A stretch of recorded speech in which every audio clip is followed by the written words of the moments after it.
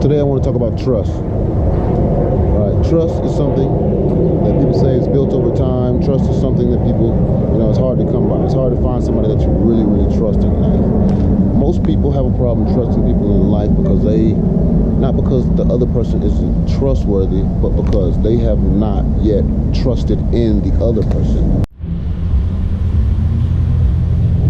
You could not have trust without first having vulnerability. Trust, the idea of trusting someone is based on vulnerability. You are vulnerable, so in that state and in that time, you have to trust in someone else to do for you what you couldn't necessarily do for yourself. That is the basis of trust. You can't have the attitude of, I don't trust this person, so I'm not going to give them an opportunity to build trust. You have to give them an opportunity. If you want to build trust, you're going to have to put yourself out there. You can't wait till they put themselves out there, because it's never going to happen. You're going to have to be the first one to put yourself out there. Example. When couples go to counseling and they have to do trust exercises, one person has to stand with their back to the other person with their eyes closed and arms stretched out, and they have to fall backwards blindly in a state of vulnerability, hoping and trusting in the other person behind them to catch them and to bring them to safety. Without the fall, though, without the moment of vulnerability in the exercise doesn't work at all.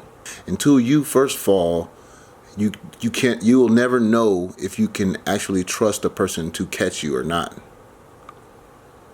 You cannot live behind a brick wall and expect people to trust you, because they're looking at your brick wall and they know that you don't trust them.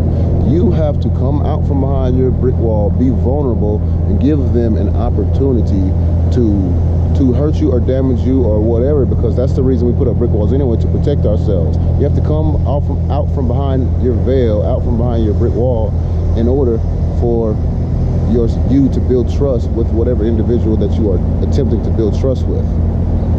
And there's a lot of people out there that have the attitude, they say, I don't trust anybody. That's a lie, because when you go to McDonald's and you order a Big Mac, you trust that your Big Mac is going to be made correctly. You trust that the restaurant is sanitary. You trust that when you hand them your money, they're going to hand you your food.